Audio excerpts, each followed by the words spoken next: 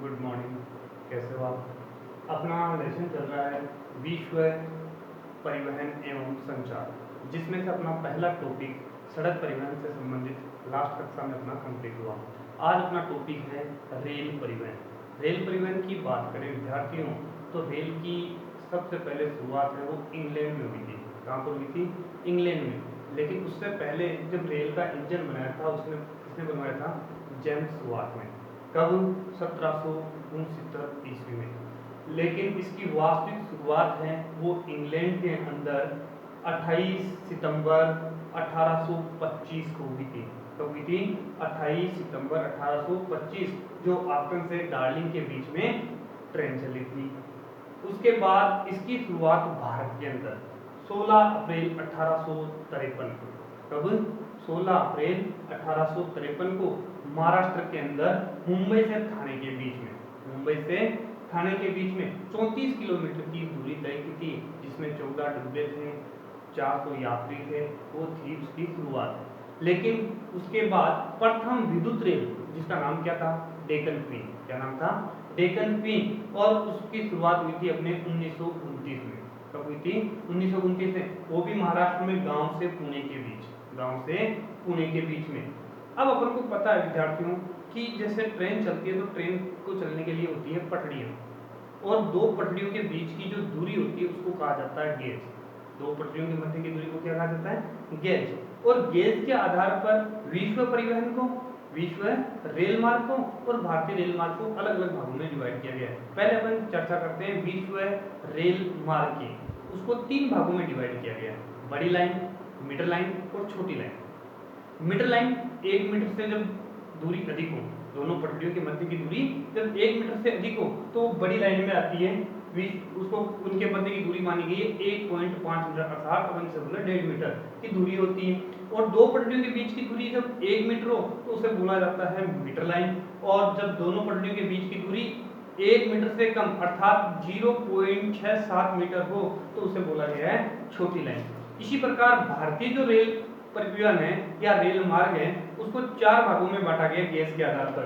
पहली है broad gauge, बड़ी लाइन ही है, जिनमें 1 मीटर से अधिक दूरी होती है। कितनी? 1.67 मीटर, 1.67 मीटर।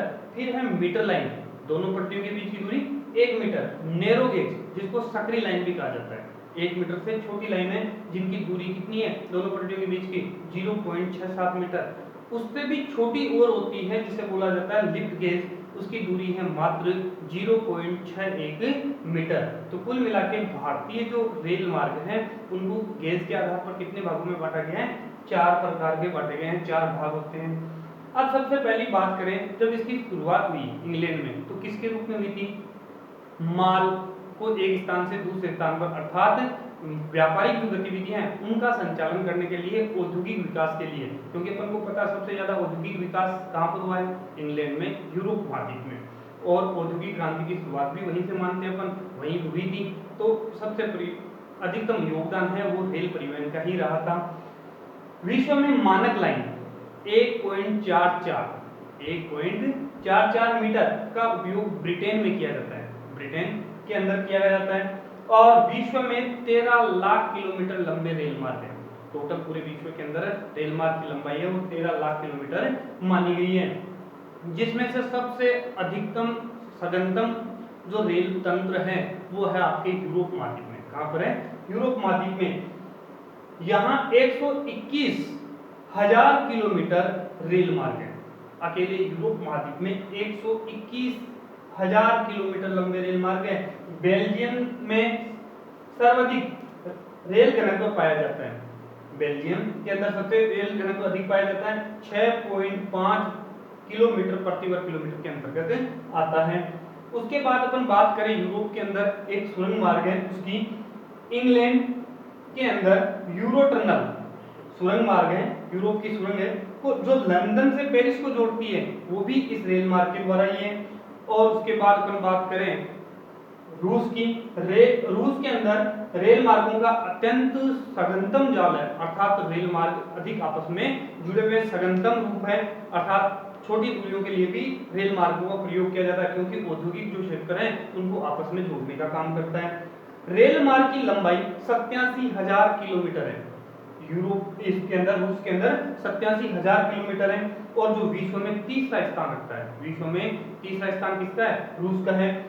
उत्तरी अमेरिका में विश्व के 40% रेल मार्ग है। अब अपन को पता है उत्तरी अमेरिका महाद्वीप है, वो लगभग यूरोप महाद्वीप से प्रवासियों के कारण ही उसका निर्माण हुआ है। अपन ने बात की थी कि महाद्वीपों के जनघनत्व की, कि विश्व के सघनतम जनघनत्व कहाँ पर है, तो अपन ने फिर पढ़ा था एशिया, यूरोप। यूरोप के बाद अपन ने बात की थी उत्तरी अमेरिका की। उत्तरी अमेरिका के जो अधिकतम जो प्रवासी लोग थे वो कहाँ जाकर रहे? यूरोप के उत्तरी अमेरिका के अंदर। और वो अधिक विकसित संसाधनों के कारण और ज्यादा विकसित हो गए, तो वहां पर विश्व का 40% रेल मार्ग है। इन क्षेत्रों में अयस्क, अनाज, इमारती लकड़ी, मशीनरी, सामान का परिवहन किया जाता है। अपन को पता है कि अटलांटिक महासागर के दोनों छोरों पर अपन चर्चा करें, एक तरफ आपको मिलेगा यूरोप महाद्वीप, जबकि दूसरी तरफ मिलेगा आपको उत्तरी अमेरिका महाद्वीप। वो आपस में व्यापारिक संबंध अधिक रखते हैं। अपन ने चर्चा भी की थी, आगे करेंगे भी, कि विश्व का सबसे व्यवस्थम जलमार्ग कौन सा है? वो यही है, उत्तरी अटलांटिक जलमार्ग। वो किन किन के मध्य है? यूरोप महाद्वीप को उत्तरी अमेरिका महाद्वीप से जोड़ता है। किसको किससे जोड़ता है? उत्तरी अमेरिका महाद्वीप को यूरोप महाद्वीप से जोड़ता है, क्योंकि दोनों ही तरफ विकसित राष्ट्र है जो आपस के अंदर व्यापारिक गतिविधियों का संचालन भी करते हैं। और यूरोप के प्रवासी ही उत्तरी अमेरिका में आकर निवास करने लगे थे, तो उनके बीच की संबंध है वो अच्छे हैं। उसके बाद अपन बात करें, भारत, चीन और जापान में भी सघनतम रेल मार्ग है। एशिया महाद्वीप के अंदर भारत, चीन और जापान के बीच में भी सघनतम रेल मार्ग पाए जाते हैं। भारत की चर्चा करें तो भारत का विश्व में चौथा स्थान है रेल मार्गों में। भारत का कौन सा स्थान है? चौथा है। और जबकि एशिया महाद्वीप के अंदर भारत की चर्चा करें तो तीसरा स्थान रखता है अपना भारत। भारत में रेल मार्गों की लंबाई है वो है 67,312 किलोमीटर। कितनी है? 67,312 किलोमीटर। उसके बाद अपन बात करें अफ्रीका की। अफ्रीका के अंदर 40,000 किलोमीटर लंबे रेल मार्ग हैं। अफ्रीका महाद्वीप पर भी पूर्ण विकसित में नहीं है, क्योंकि उसके अंदर बीच का जो क्षेत्र है वो अभी भी लगभग क्या है? निर्जनीय क्षेत्र है। वहां पर लोग कम निवास करते हैं। उत्तरी भाग में भी अधिक निवास करते हैं और दक्षिणी भाग के अंदर भी अधिक निवास करते हैं। तो अपन बात करें अफ्रीका महाद्वीप में, तो दक्षिणी अफ्रीका जो देश है वो सबसे अधिक है, क्योंकि अपन को पता है कि दक्षिणी अफ्रीका में अकेले में 31,000 किलोमीटर रेल मार्ग है। कितने में से? 40,000 में से 31,000 तो दक्षिणी अफ्रीका के अंतर्गत ही मिल जाते हैं।